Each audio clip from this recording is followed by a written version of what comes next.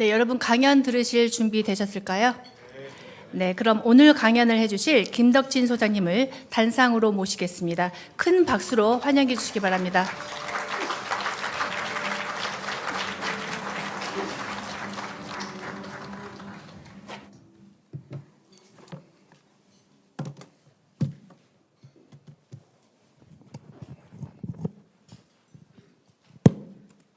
네, 안녕하세요. 방금 소개받은 김덕진 소장이라고 합니다. 반갑습니다.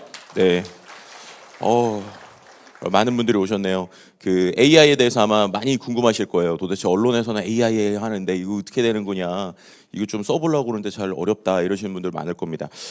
오늘 제가 요청을 받은 게 이제 이 모임에서 또 많이 AI 공부들 하셨다고 그래서 AI가 이제 뭔지는 좀 알겠고 그래 이 사회가 변하는 것 같은데 그래서 어떻게 써야 돼? 라는 걸 궁금해하신다. 라고 해서요. 오늘은 제가 미리 좀 말씀을 드릴 건데 되게 빨리 진행을 할 거예요. 왜냐하면은 여러분들이 교재에 있는 거를 나중에 찬찬히 보시려면 야 요런 것도 되는구나라는 거를 좀 많이 보여드려야 될 것 같습니다. 특히 이제 오늘 오신 분들이 또 이제 중소기업을 이제 운영을 하시거나 또 어떻게 보면은 사장님들께서 직접 일을 하셔야 되는 분들도 꽤 많으실 건데요. 근데 그럴 때 AI가 진짜 도움이 많이 됩니다. 결론부터 말씀드리면 AI 누가 제일 잘 쓰냐?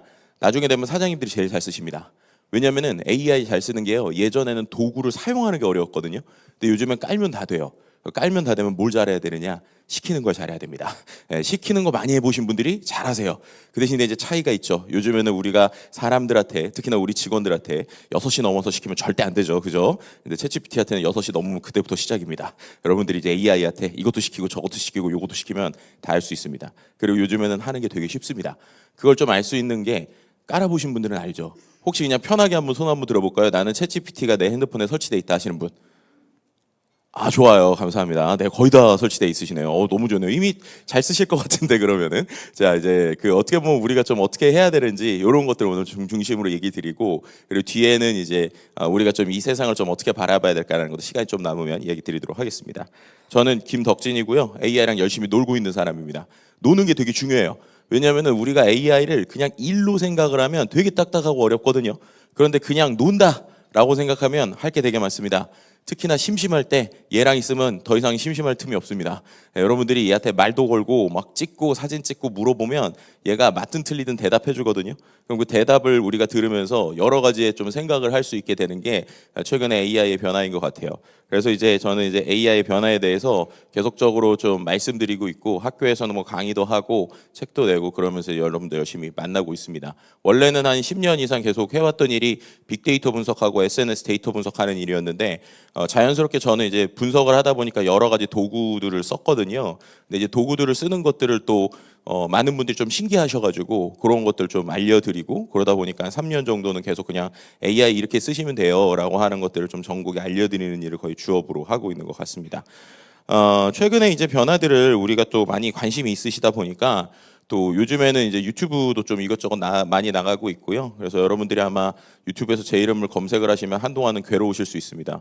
자꾸 알고리즘에 저만 나온다 이러시는 분들이 있는데 컨텐츠를 좀 많이 찍어놔서 그러는 거긴 하고요. 이제 그러면 이제 제가 계속 이제 고민하는 건 그거예요. 어떻게 하면 AI 좀 쉽게 직관적으로 알려드릴까? 그래서 복잡한 거 없이 스마트폰으로 할 수 있는 것들 몇 가지를 먼저 좀 보여드리려고 하는데요. 저를 소개할 때 제일 많이 보여드리는 영상 중에 하나인데 이것도 벌써 오래됐네요. 2023년 11월 이때쯤에 그 챗GPT의 음성 인식하는 기능이 생겼어요. 그래서 이제 우리가 이제 챗GPT한테 글자 쓰기 귀찮으면 이제 음성으로 대화할 수 있거든요. 근데 그거를 제가 이제 3프로 TV에 한번 나가가지고 이렇게 쓰면 돼요라고 보여드렸는데 그걸 쇼츠로 만들었는데 조회수가 1,400만 뷰가 나온 거예요. 저도 웃겼죠. 아니 왜 이렇게 관심이 많으시지? 그리고 이제 제가 이제 좀 생각을 해보니까 제가 잘하는 게 하나 있는데 제가 뭘 잘하냐면 AI를 괴롭히는 걸 잘합니다. 그래서 이날도 제가 AI를 열심히 괴롭혔거든요. 뭐 했는지 잠깐 보여드릴게요.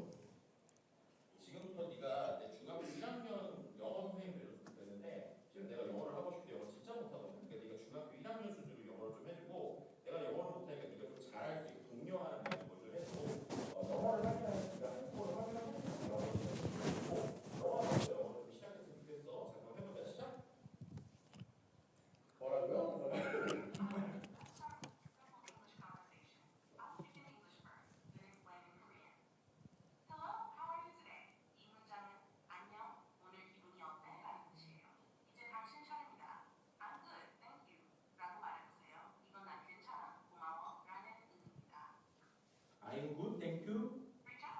네, 저런 거 하고 다녀요. 그죠? 이게 뭐야 싶기도 하지만 여러분들 오 이러시는 분들 있고 어떤 분들은 아 이미 난 저렇게 잘 쓰시 하시는 분들도 있을 겁니다. 그래서 원래 백문이 불여일용이라고 보여드리는 게 제일 좋기 때문에 많이 써보셨겠지만 보여드릴게요. 그냥 저는 요즘에 챗GPT를 스마트폰으로 거의 많이 하거든요. 근데 많이 할 때 말로 안 해요. 아니, 그 손으로 타이핑 안 쳐요. 너무 귀찮아요. 여기에 버튼이 두 개가 있어요. 여기 보면 마이크 버튼이 있고 오른쪽 끝에 약간 라디오 주파수 같은 버튼이 있거든요. 근데 그걸 누르면 이제 AI랑 대화를 할 수 있습니다. 여러분 지금 막 누르시면 시끌시끌할 거니까 나중에 누르시고요. 자 여기서 라디오 주파수 같은 거 버튼을 딱 누르면 얘가 어떻게 되냐면 그죠? 벌써 누르신 분들이 있네요. 예, 뿅 하고 나와요. 그럼 얘한테 안녕 반갑다. 안녕하세요. 이렇게 만나게 돼서 정말 기쁘네요. 오늘 기분은 어떠신가요? 혹시 특별히 궁금한 게 있으시면 언제든지 편하게 물어봐 주세요. 그래 오늘 기분 나쁘지 않은 것 같고 실은 내가 오늘 강의에 왔는데 한국경영혁신중소기업협회에서 하는 굿모닝 CEO 학습이라는 데로 왔어. 근데 여기서 내가 AI 관련 교육을 해야 되는데 이 분들한테 오프닝 멘트를 어떻게 하면 좀 임팩트 있게 할 수 있을까? 네가 오프닝 멘트를 좀 해줘봐. 멋진 자리에서 강의를 하시는군요.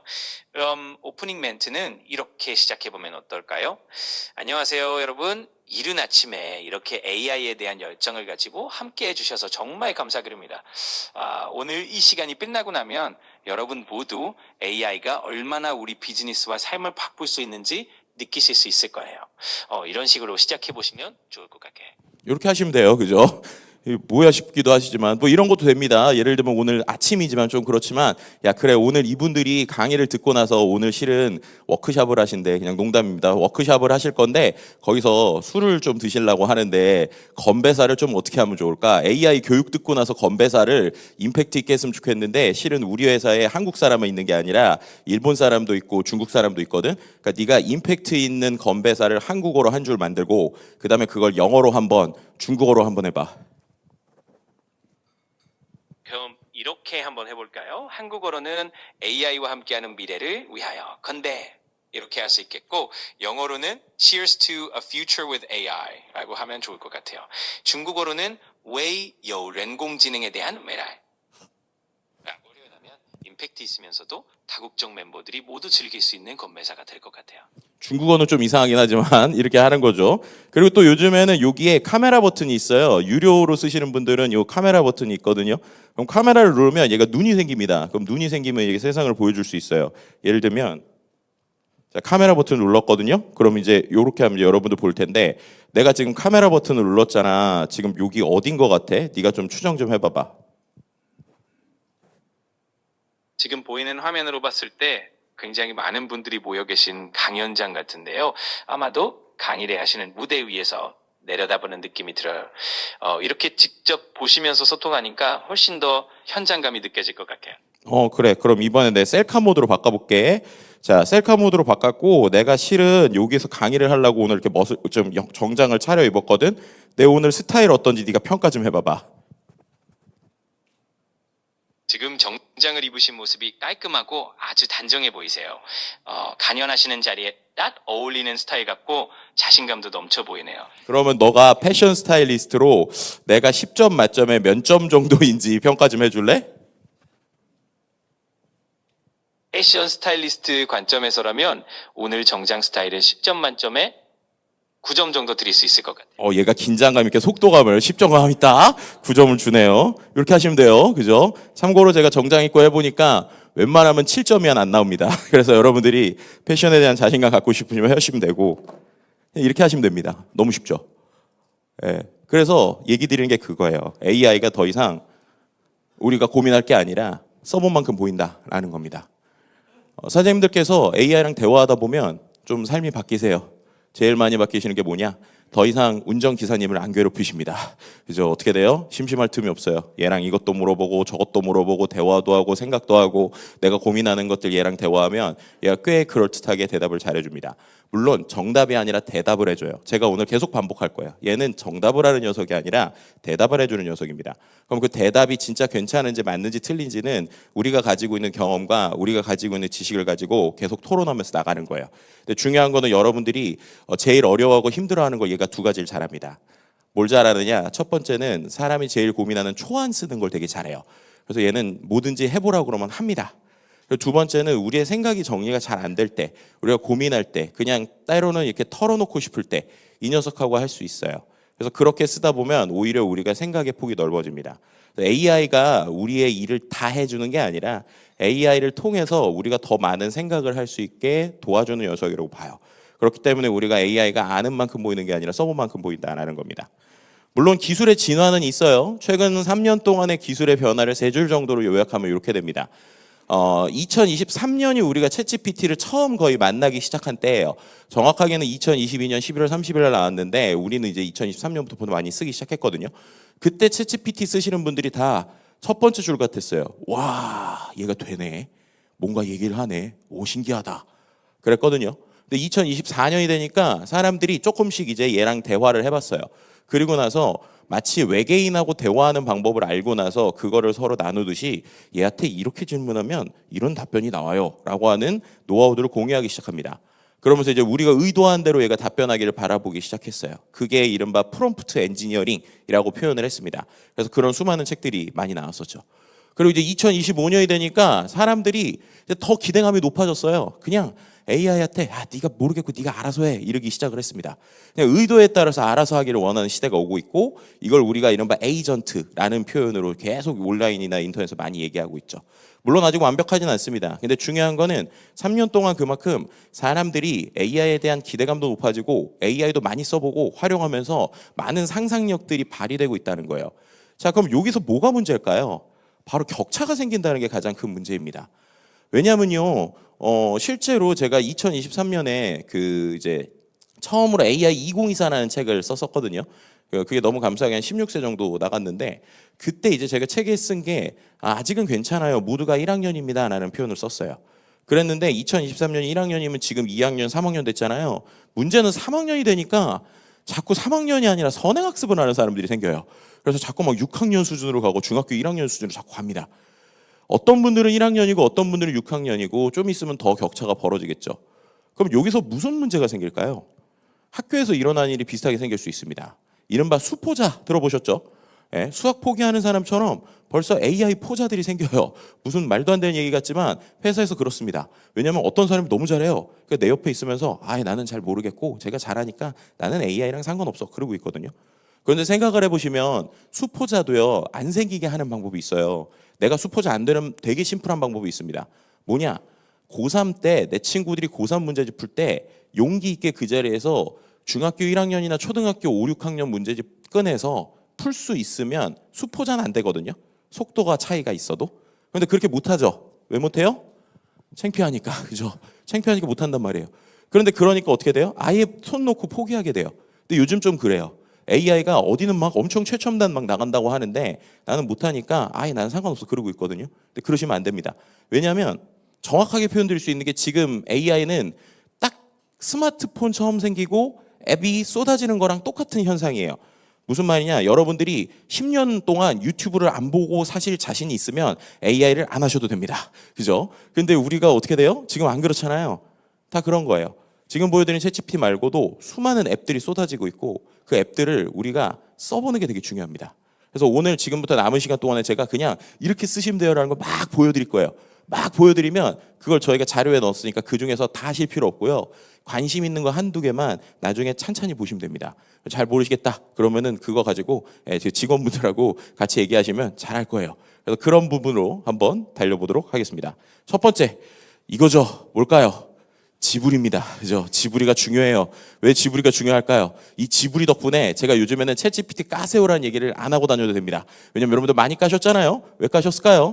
이제 옆에서 까는 사람도 있지만 제일 중요한 건 카카오톡에 자꾸 프로필 이미지가 바뀌죠. 내 친구들이 자꾸 뭔가를 그려요. 자꾸 그려가지고 보내줘요. 근데 뭔지 모르겠어요. 근데 챗GPT라는 녀석으로 된대요. 처음에는 우리 자녀들한테 시킵니다. 한두 번은 해줘요. 그러다 이제 귀찮아지죠. 그럼 뭐라고 그래요? 제발 좀 까라 이렇게 얘기를 합니다. 그래가지고 정말로 이게 전국의 많은 사람들에게 설치를 하게 했습니다. 저 역시도 이것 때문에 아주 좋죠. 왜냐면은 오늘처럼 이렇게 원탁으로 식사를 하게 되면은 이제 거기에서 같이 먹고 얘기를 하지만 호텔 같은 데에서 이제 강의를 불러주셨을 때 조식을 이제 먹을 때가 있잖아요. 그럼 혼자 먹으면 되게 심심해요. 강의를 가서 혼자 하니까. 그럼 이제 어떻게 하느냐? 무조건 사진을 찍습니다. 찍고 어떻게 돼요?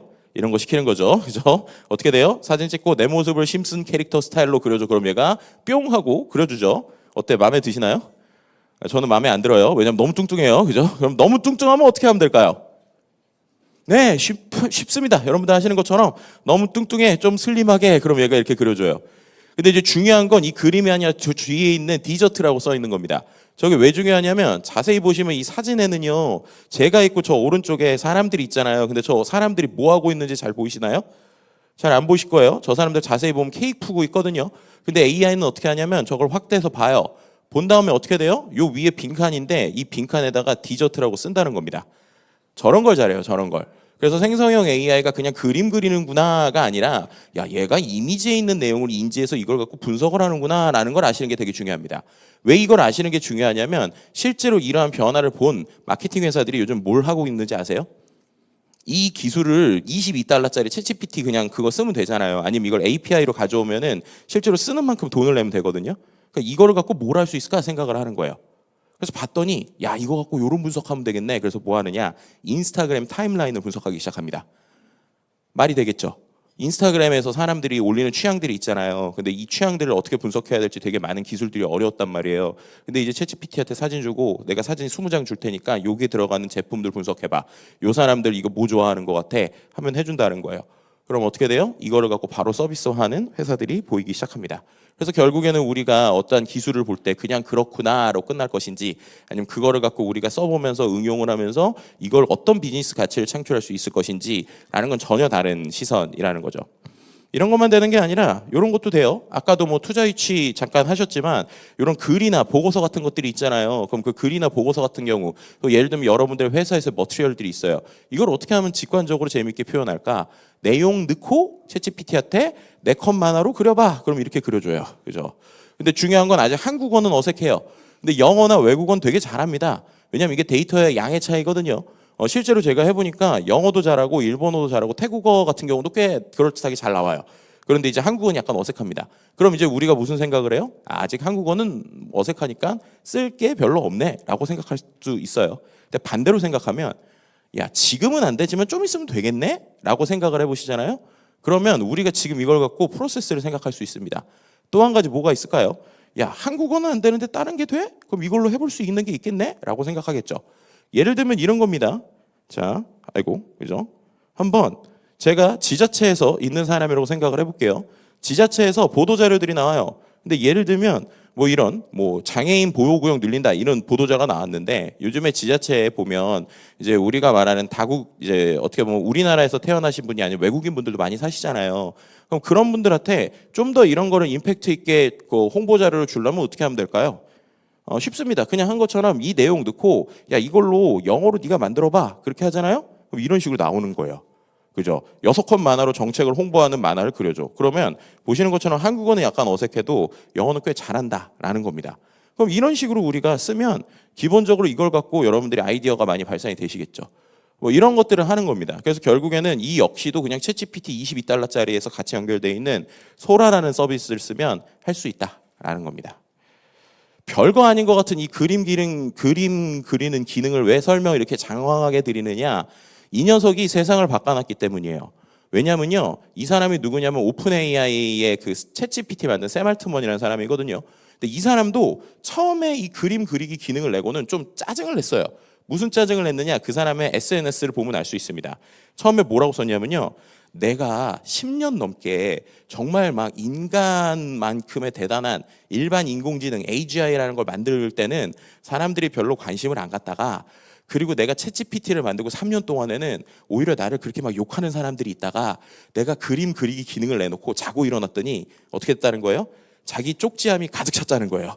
그래서 전 세계에 있는 사람들이 자꾸 샘 알트먼 당신 덕분에 제가 이런 그림을 그렸어요 하고 자꾸 보내니까 이게 뭐야? 라고 이제 처음엔 생각을 했다는 겁니다. 근데 그리고 나서 조금 시간이 지나니까 우리가 이제 뉴스에서 많이 보신 그 트윗을 올려요. 뭐라고 올리느냐? 제발 그만하세요. 저희 GPU가 다 녹아내려요. 막 이런 식으로 하는 거예요. 전 세계에서 자꾸 그리니까. 그리고 조금 더 시간이 지나고 올린 트윗이 이건데요. 처음에 챗GPT가 사회상을 놀래켰던 이유가 딱 나온 지 5일 만에 회원수가 100만 명이 모였기 때문이거든요. 그 전에 제일 빨리 회원수 모았던 게 인스타그램인데 인스타그램이 회원수 100만 명 모을 때 2달 반이 걸렸어요. 근데 딱 5일 만에 100만 명이 모이니까 와 하고 놀란 거예요, 전 세계가. 그랬는데 이번에 지브리 그림 그리기 기능을 내고 딱 1시간 만에 100만 명이 늘었다는 겁니다.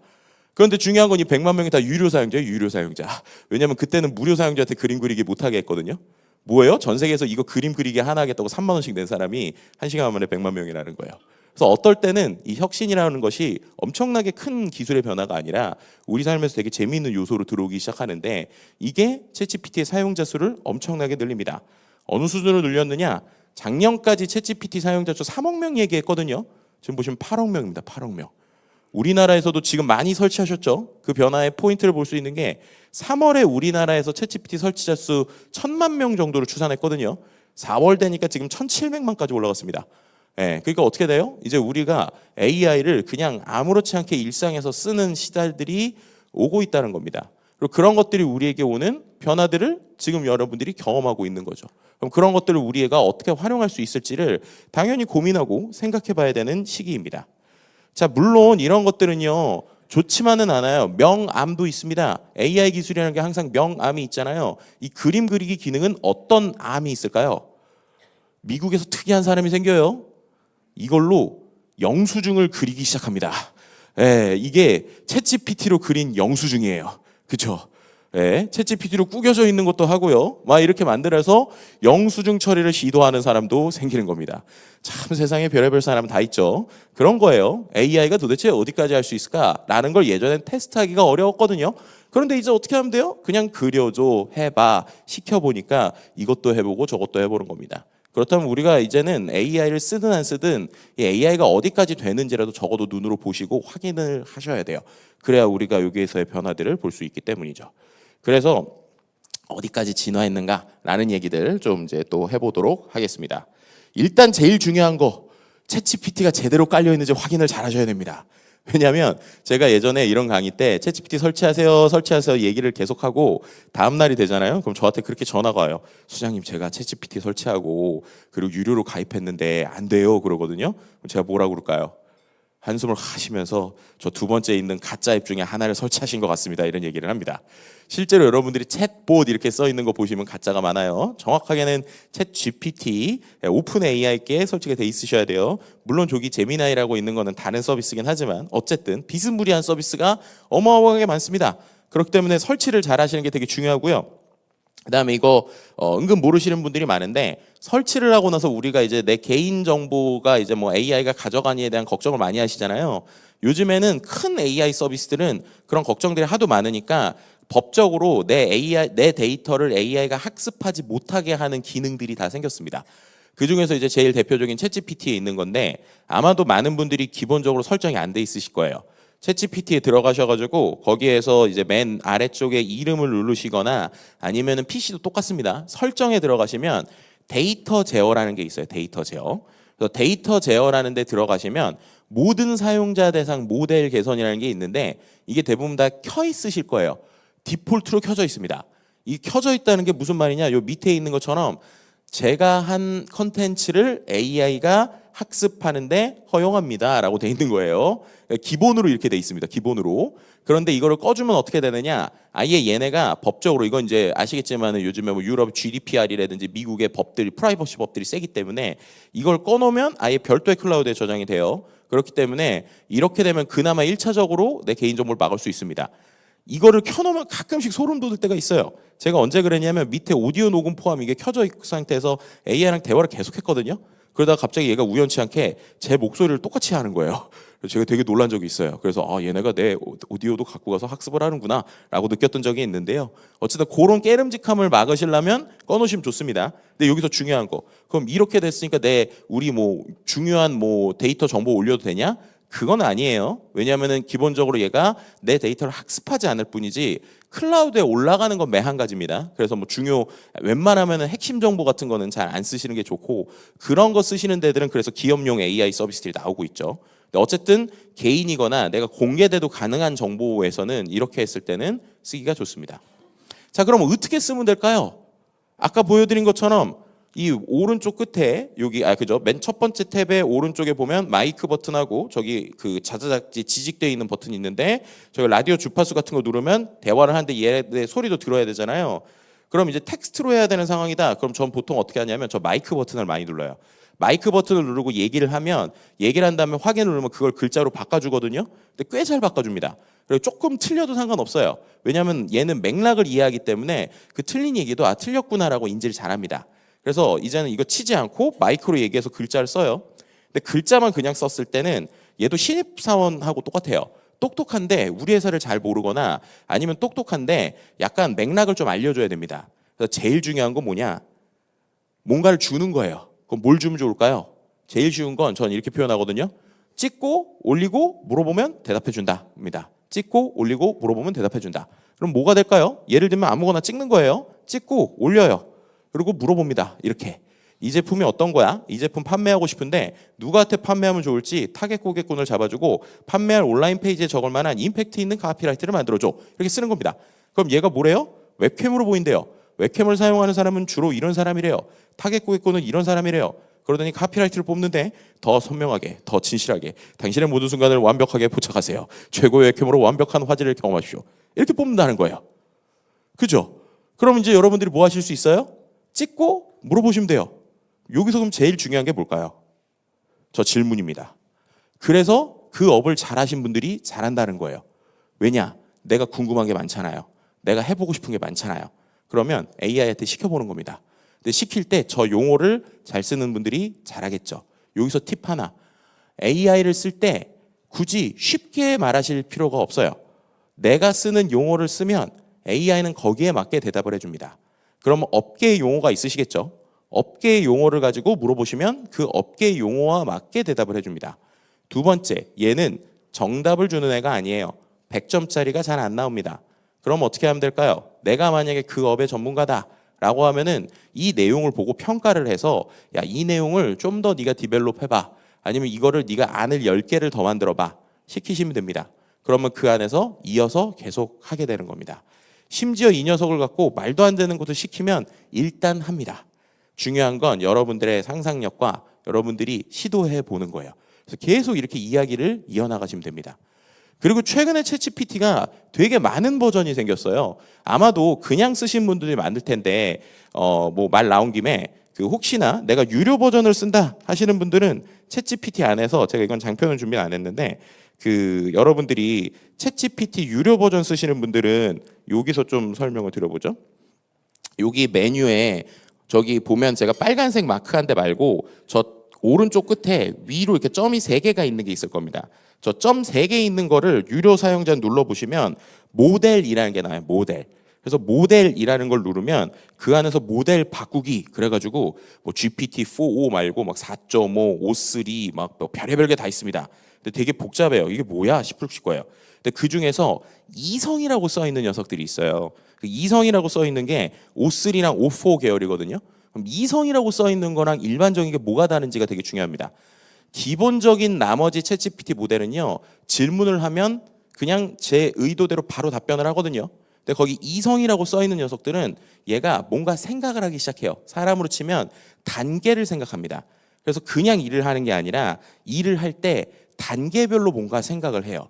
그리고 단계별로 뭔가 생각을 한다는 건 때론 우리가 상상하지 못했던 일들을 하기 시작합니다. 제일 대표적인 거가 아까 말씀드린 5.3, 5.4를 쓰는 방법인데요. 자, 똑같은 방법입니다. 챗GPT한테 시키는데 시킬 때 시키기 전에 모델을 골라서 예를 들면 내가 5.3라고 하는 모델을 골랐다고 생각해 보세요. 5.3를 고른 상태에서 시키면 얘는 바로 하는 게 아니라 생각의 단계를 거쳐요. 그래서 무슨 일을 시켰을 때 단계를 하게 됩니다. 그럼 이게 어떻게 차이가 있는 거냐? 기존의 챗GPT는요. 그냥 말씀드린 신입사원이에요. 근데 5.3나 5.4 같은 녀석을 비유를 하면 우리 회사에 처음 온 사람이긴 한데 경력직이에요. 경력직. 뭐냐? 그 업에서 일하는 법을 대충 알아요.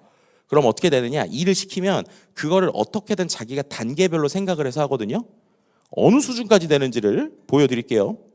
예를 들면 저희 동네에서 저는 이제 망원동에 살거든요. 근데 망원동에서 제가 이제 동네에 있는 카페에 앉아 있다가 야, 이런 게 된다고? 그래서 제가 이제 해외 리서치를 봤어요. 그래서 한번 시켜보는 겁니다.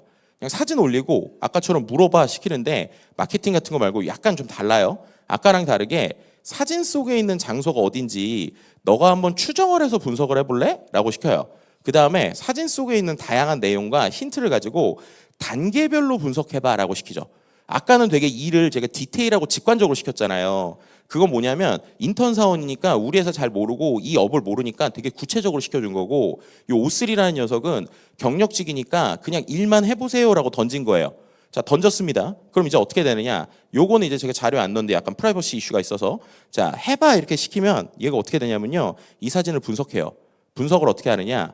지가 4단계와 5단계를 하면 되겠다라고 분석을 하기 시작합니다. 그래서 바로 답변을 하는 게 아니라 지가 이런 생각을 하거든요. 첫 번째로 텍스트 단서를 확인한대요. 입간판에 무슨 로고랑 영문 메뉴가 보인답니다. 보셨어요? 여기 보면 이 날개 같은 거 밑에 조그마한 영어가 써 있잖아요. 그게 확대해서 보면 플래핑 커피거든요. 근데 그걸 지가 보더니 해석을 하죠. 오른쪽에 뭐라고 그래요? 상호가 비교적 독특해서 온라인에서 검색하면 범위가 좁을 것 같대요. 두 번째로 어떻게 해요? 그래서 지가 시키지도 않았는데 그 플래핑 커피라고 하는 걸 영어로도 검색을 하고 한국어로도 검색을 합니다. 인터넷에다가. 그 다음에 어떻게 돼요? 찾아봤더니 마포구 망원동 거기에 있는 카페라는 다수 결과를 확인했대요. 그리고 나서 옆에 보면 매피, 인스타그램, 뭐 네이버 블로그 이런 거 있죠. 눌러보시면 실제로 원출처가 나와요. 그러니까 사람들이 그 블로그 리뷰 같은 걸 쓴 게 나옵니다.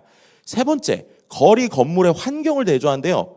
저는 아예 생각지도 못했던 건데 뒤에 보면 여기에 무슨 건물들이 있잖아요. 간판 뒤에. 그게 봤더니 4, 5층 저층 주거 상가 복합형이고 파스텔 스투코 마감이 돼 있대요. 전 스투코 마감이 뭔지도 모르겠어요. 하여튼 그렇고 골목 폭이 좁고 1차선이고 전주와 복합한 가공선로가 있어서 마포 서대문 일대 주택가 골목과 유사하답니다. 지가 인터넷에 있는 이미지를 보고 비교를 한 거예요. 네 번째, 도로 보도 패턴을 분석한답니다. 저는 생각도 못했는데 요 밑에 있는 저 초록색을 보더니 제가 뭐라고 그래요? 보도의 연두색 회자 T자 블록이 서울시 이면도로에서 흔히 쓰는 디자인이고 차선 옆에 S자형 화살 무늬도 서울도로 표시 규격이래요.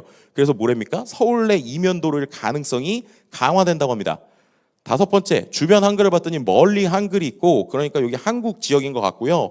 여섯 번째로 종합을 해봤더니 텍스트도 있고 서울형 보도 패턴도 있고 다 종합을 해서 봤더니 서울특별시 마포구 망원동 마포구 쪽에서 도보 3, 4분 거리 플래핑 커피할 공물기 가급성이 매우 높음 이렇게 얘기를 하죠. 그리고 결론이 저는 진짜 소름 돋았는데 얘가 그 사진에 대해서 마지막으로 분석하면서 뭐라고 그래요? 거기에 있는 플래핑 커피 앞에서 실내, 카페 내부 추정, 창문 너머로 골목을 촬영한 것으로 보입니다. 그죠? 제가 거기서 찍었죠. 주변 환경까지 고려하면 마포구 청년 2번 출구에서 북쪽으로 이어지는 주택가 골목과 일치합니다. 라고 한다는 겁니다. 뭐가요? 여러분들 설치되어 있는 챗GPT $22짜리가요. 그런 거예요. 그럼 이제 이걸 보면서 우린 무슨 생각을 하게 될까요? 첫 번째로 야 이거를 갖고 부동산 관련 앱을 만들면 돈을 많이 벌겠다 하시는 분들은 돈을 많이 버실 거예요. 그죠? 자, 두 번째로 야 이렇게까지 하면은 이거는 어떻게 될 수 있을까? 야 그럼 이게 좋긴 하지만 생각도 하실 거고 아니면 드디어 파악할 수 있겠다라는 생각도 하고요. 더 나쁘게 생각하면 이 자칫 잘못하면은 되게 위험하겠는데 라는 생각도 하게 돼요. 그런 겁니다. 그래서 한번 해보세요. 나중에 O3 같은 거 골라서 시켜보시고 챗GPT도 해보시고 그냥 시키면 된다라는 겁니다. 이건 좀 넘어가도록 하고요. 자, 그 다음에 요즘에 챗GPT만 있는 게 아니에요. 만약에 구글 폰 쓰시거나 삼성 폰 쓰시는 분들은 구글 제미나이라는 녀석도 좋습니다. 왜냐면 이것도 무료로 좀 지원이 많이 돼요. 그래서 이제 제미나이 설치하시면 되는데 얘는 이제 뭐가 되기 시작하느냐? 스마트폰에 있는 앱들을 같이 컨트롤하기 시작합니다. 이게 되게 중요한 얘기인데요. 기존에는 우리가 챗GPT나 여러 서비스들이 그 안에서만 동작했어요. 그럼 어떤 문제가 있느냐? 이 안에서 뭘 잘하는데 우리가 원하는 건 진짜 비서 같은 거잖아요. 뭔가 얘가 얘기를 하면 나 대신에 뭐 앱도 눌러주고 막 클릭도 하고 이런 걸 원하는데 그게 안 됐거든요. 근데 이게 이제 실제로 되기 시작을 합니다. 그게 이제 기본 단계의 시작이 이 구글에서 좀 보여주고 있는데 구글의 제미나이에 들어가면 앱이라고 하는 메뉴가 있어요. 앱이라는 걸 가면 삼성 앱들이 있고 켤 수가 있거든요. 예를 들면 삼성 노트, 삼성 리마인더, 삼성 캘린더 저런 거 켜놓잖아요. 그럼 이제 뭐가 되느냐? 제가 예를 들어서 제미나이라고 하는 챗GPT 비슷한 구글에서 만든 AI입니다. 구글에서 만든 AI랑 똑같이 챗GPT처럼 말로 대화를 할 수 있어요. 대화를 하다가 얘가 좋은 얘기를 했어요. 그럼 이제 어떻게 할 수 있느냐? 지금 네가 대화한 거 삼성 노트에 저장해 이러잖아요. 그럼 얘가 삼성 노트 앱에 저장을 하기 시작합니다. 되게 중요한 변화예요. 그러니까 뭐예요? 스마트폰 안에 있는 앱들을 말로 컨트롤하는 게 이제 되기 시작을 하는 거예요. 그럼 여기에 뭐가 있냐면 삼성 리마인더라는 걸 켜놓잖아요. 그럼 이런 게 되는 거예요. 그냥 야, 나 매주 금요일마다 부모님께 전화하라고 네가 알려줘? 라고 그냥 말을 합니다. 그럼 얘가 그거 어디다가 할까요? 삼성 리마인더에 해 라고 하면 어떻게 돼요? 지가 알아서 리마인더 앱에다가 이렇게 부모님께 전화 드리기라는 걸 등록을 해놔요. 그럼 어떻게 될까요? 금요일 되면 리마인더 앱에서 띠링하고 전화하세요 라고 얘기하는 거예요. 정확하게 말하면 그건 AI가 해주는 게 아니죠. AI가 이 기능을 활용해서 뭔가를 켜주고 그걸 갖고 움직입니다. 그런 것들을 이제 우리가 에이전트라고 하는 거예요. 얘한테 일을 주면 일을 이제 끝까지 뭔가를 하기 시작을 합니다. 아직은 되게 단순한 일들을 하는데 좀 있으면 어떻게 되느냐, 얘한테 뭘 시키면 지가 저 대신에 인터넷 검색도 하는 것뿐만 아니라 저 대신에 엑셀도 써주고요, 저 대신에 한글의 내용도 써주기 시작합니다. 요즘에 이게 조금씩 보이기 시작을 해요. 그래서 아마 1년 안에 여러분들이 엑셀 장표 주고, 야, 내가 우리 그 고객들 좀 데이터 분석 좀 하려고 그러는데 네가 알아서 분석 좀 해볼래? 라고 하면 지가 분석해서 엑셀에다가 장표 쓰는 날이 옵니다. 실제로 그게 지금 시작이 됐어요. 그리고 그런 것들이 지금은 조금 복잡한데 1년 안에 되게 쉽게 될 거예요. 그래서 그런 변화들이 우리가 있다는 걸 우리가 생각을 해봐야 됩니다. 자, 그 다음에 또 케이스 바이 케이스로 한번 생각을 해볼까요? 여러분들이 만약에 마케팅을 하거나 영업을 하시는 분들이에요. 이런 상품 되게 많겠죠. 문서도 많고 되게 많겠죠. 찍고 올리고 물어보면 대답해 준다고 그랬잖아요. 그러면 어떻게 되느냐, 내가 공개 가능한 수준에서 파일을 올리면서 이걸 갖고 말도 안 되는 걸 시켜보는 거예요. 예를 들면 이거는 무슨, 제가 이제 뭐 어디 강의 갔을 때 한 건데 종신보험에 대한 상품 요약서입니다. 어려워요. 근데 이거 주고 제 마음을 그대로 쓰는 거예요. 뭐라고 쓰느냐, 이렇게 쓰는 겁니다. 내가 지금 올린 파일이 뭔지 설명을 좀 해줘야겠죠. 해주고, 야, 이 내용을 보고 보험에 관심도 없고 그냥 필요는 하다고 느끼는데 복잡하고 귀찮은 거 싫어하는 40대 남성 접니다. 그죠? 저에 대해서 이 상품이 왜 매력적인지, 왜 가입해야 되는지 설득할 수 있는지 논리와 근거를 좀 제시를 해봐. 소비자 입장에서 핵심적인 내용 10줄로 요약해 라고 시키는 거예요. 그냥. 그럼 얘가 어떻게 되느냐, 이런 식으로 뽑아주는 거예요. 복잡한 보험은 이제 그만, 그죠? 든든한 미래를 하는 추천합니다. 이러면서 매력적인 이유 탑 10 이러면서 1, 2, 3, 4, 5 막 나오죠. 6, 7, 8, 90 나오는데 자세히 보시면 저 옆에 무슨 링크 같은 게 있어요. 저걸 눌러보잖아요. 그럼 저 내용을 얘가 왜 얘기했는지 원문 문서에서 찾아줘요. 이게 요즘에 이제 AI가 똑똑해진 거예요. 이게 그냥 얘기하는 게 아니라 이 맥락을 기반으로 얘기하기 시작해요. 그럼 이렇게 나왔을 때 어떻게 되느냐, 나쁘지 않네라고 요약해서 보시는 분들도 있지만 저는 좀 불만이 있어요. 왜냐하면 영업 멘트를 이렇게 하면 어떻게 해요? 말도 안 되잖아요. 그래서 얘한테 그걸 그대로 혼내면서 시켜요. 뭐라고 시키느냐, 야, 너 되게 냉랭하고 티스럽게 답변을 했네. 야, 그런데 그렇게 정리를 해봤자 하나도 안 와다. 야, 실제로 바쁘고 정신없게 살아서 그냥 월급 쌓이는구나 하는 나 같은 40대 가장은 이렇게 얘기해봤자 이거 왜 해야 되는지 모르거든. 10살 아들 하나고 와이프랑 같이 사는 내가 이 보험을 진짜 들고 싶게 영업하는 사람처럼 멘트를 해봐. 내가 넘어갈 정도로. 이런 거 그냥 시키시는 거예요. 그럼 얘가 어떻게 하는 줄 아세요? 얘가 갑자기 알겠습니다, 사장님. 그죠? 처음부터 사장님이에요. 그죠? 매일 정신없이 앞만 보고 달리는데 복잡한 서류 들이밀면서 숫자만 내면 머리 아프시죠? 진짜 가치를 말씀드려야 됩니다. 잠깐만 시간을 내주시죠. 이러면서 사장님 매일 정말 고생 많으시죠? 말하면서 막 얘기를 하면서 뭐랍니까? 지금 아드님도는, 그죠? 다 누구 때문이시겠습니까? 다 아내랑 10살 된 아드님 보고 힘내시는 거 아닙니까? 지금 아드님 눈에는 사장님이 제일 큰 산이고 슈퍼맨일 겁니다. 막 이렇게 얘기를 하죠. 그런데 슈퍼맨이라도 어쩔 수 없는 게 두 가지가 있습니다. 하나는 시간이고 하나는 만약이라는 변수입니다. 야, 좋아요. 사장님께서 20년 동안 이렇게 하는데 갑자기, 그리고 얘가 뭐래요? 지가 알아서 이렇게 볼드 처리를 해준 거예요. 진하게. 그런데 이 보험은 바로 20년의 시간을 사장님 편으로 만들어 드리는 겁니다. 막 이렇게 얘기를 하죠. 제가 보험 파는 거 아니에요. 자, 어쨌든 보험은 또 무슨 일이 있을 때 기준 사망보험금을 주고 어쩌고 달러로 굴리는 돈이 어쩌고 자산이 돼서 하고 지금까지 고생한 위한 최소한 선물이자 노후 대비책이기도 합니다. 사장님 그냥 종이 한 장이 아닙니다. 끝나지 않았어요. 막 그러면서 확실한 약속입니다. 이러면서 클로징 멘트까지 하면서 오늘 이 약속 하나 만들어 두시는 게 어떻습니까? 라고 하는 겁니다. 그죠? 앞에서 투자 유치 거기서도 이런 거 좀 활용하시면 좋을 것 같은데. 자, 어쨌든 이런 거죠. 자, 이렇게 하시면 됩니다. 어떠세요? 좀 와닿으시죠? 그럼 여기서 좀 더 얘기를 하거나 자기에 대한 상황을 주면서 영업을 하면 이게 왜 중요하냐면 영업 전문가들은 이런 거 없어도 되겠죠. 근데 내 후배들이 영업을 하는데 너무 못해요. 어떻게 하면 돼요? 이런 거 교육 자료 만드시거나 이런 거 활용하시면 됩니다. 어디까지 할 수 있는지 아세요? 이렇게 하는 게 아니라 여기서부터 이제 되게, 혹시 영업하시는 분들이 여기 알아두시면 진짜 그분들이 감동할 건데, 얘한테 요즘에는 이런 걸 갖고 영업을 할 때 활용 점점을 찍어줍니다. 어떻게 하느냐? 이 내용을 기반으로 노래를 만들라고 시켜요. 그래서 어떻게 하느냐? 이 내용을 활용해서 노래를 만들려고 하는데 어울리는 노래 제목과 가사 장르를 만들어봐, 이렇게 시키잖아요. 근데 얘가 뭐래요? 좋습니다. 바쁜 아빠의 마음을 울리는 희망적인 노래를 만들겠대요. 가사를 쓰는데 끝내줍니다. 아빠의 약속, 그죠? K 발라드, 희미해진 가로등 불빛 아래 익숙한 골목길을 걸어가 곤히 잠든 네 얼굴 보다가 훌쩍 커버린 모습에 네 조지네, 그죠? 막 근데 달끔은 나는 겁이 나곤 해. 자, 그런데 나는 너를 위한 아빠의 약속, 든든한 약속이야. 이렇게 가사를 써줬죠. 그리고 노래를 만드는 툴에 딱 넣으면 노래를 만들어주거든요. 노래를 3분 안에 3분도 아니죠. 2분 안에 만들어줍니다. 어떻게 만들었는지 들려드릴게요.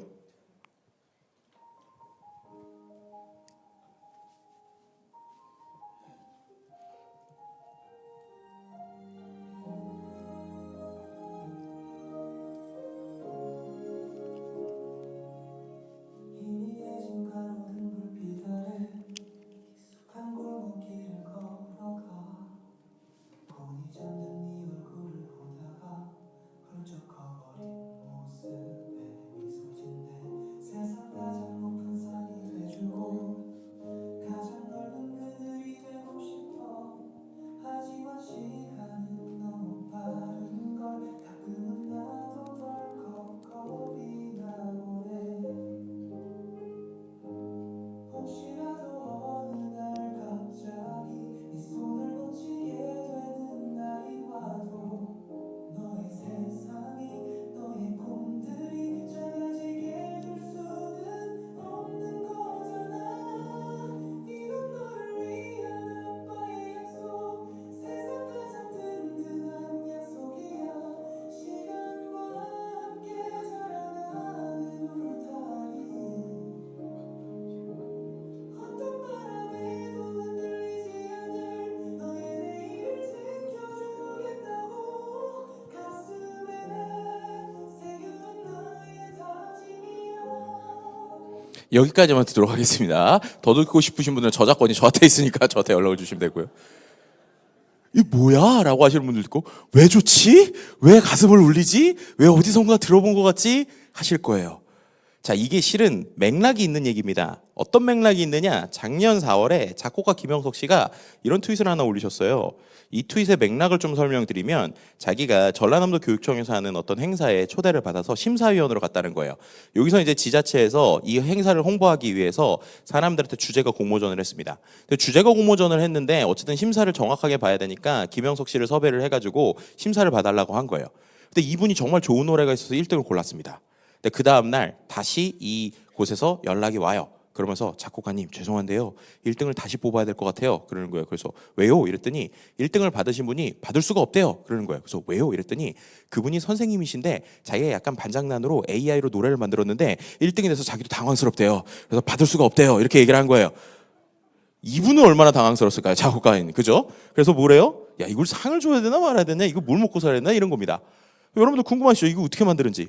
여러분들도 오늘 돌아가시면서 누구나 작곡가가 될 수 있습니다. 이 툴 쓰시면 돼요. suno.com이라는 툴이고요. 여러분들 아마 그냥 웹사이트에서 들어가 보시면 그 구글 로그인만 하면 그냥 만들 수 있습니다. 그럼 아까처럼 그런 복잡한 프로세스 하실 필요 없이 되게 직관적으로 어떻게 하시면 되냐면 suno.com에 들어가서 구글 로그인 딱 하시잖아요. 그러면 저기에 있는 저 음표 버튼이 볼 거예요. 음표 버튼. 음표 버튼이 요즘에 UI가 바뀌어서 가운데 있을 수도 있는데 음표 버튼을 누르면 저렇게 크리에이트 해가지고 뭐가 나오잖아요. 송 디스크립션이라는 게 나오거든요. 저기다가 그냥 내용을 넣으시면 됩니다. 그럼 뭘 할 수 있을까요? 제일 임팩트 있는 거 하나 알려드릴까요? 우리 회사의 가장 큰 거래처인 김 사장님의 생일 축하 노래를 만들어줘. 끝내줍니다. 예. 그 다음에 그거를 반드시 단톡방에 공유를 하셔야 돼요. 그러면 어떻게 되는 줄 아세요? 갑자기 우리 박 사장님께서 나를 위해서 노래를 만들어 주셨네요 이러면서 다 퍼뜨려 줍니다. 그럼 거기다 마지막에다가 꼭 그 얘기를 쓰세요. 거기다가 내용에다가 우리 김 사장님을 위한 노래를 만드는데 반드시 제1공업 김대리가 만들었다는 내용을 꼭 넣어줘야 돼. 그럼 가사에 그게 들어가요. 막 그죠? 그렇게 하는 겁니다. 그죠? 그럼 그렇게 해서 공유하면 이게 엄청 큰 선물이 되겠죠.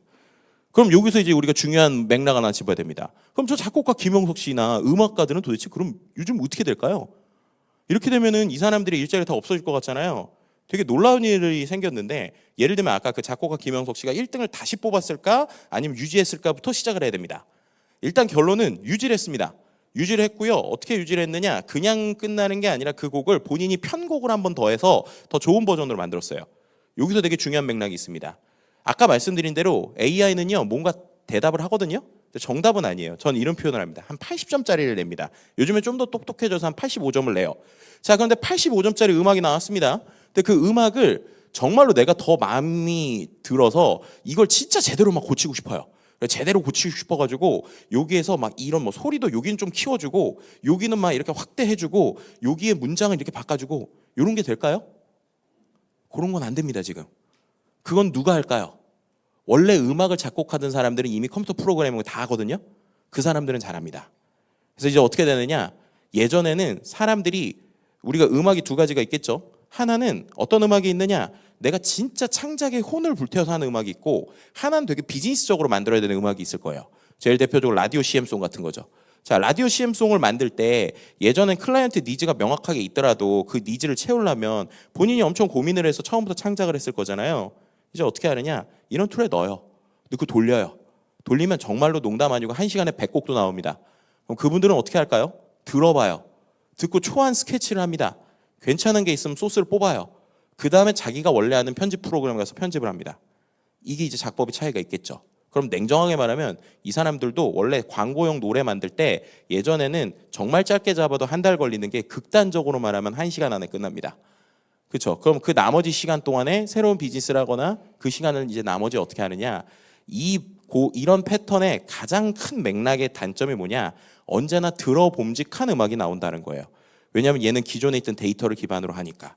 그래서 이 사람들은 이제 어떻게 하느냐. 나머지 시간에 아예 컴퓨터 닫아버리고 자기가 오선지에다가 영감을 하거나 자기만의 어떠한 세상을 또 창조하는 겁니다.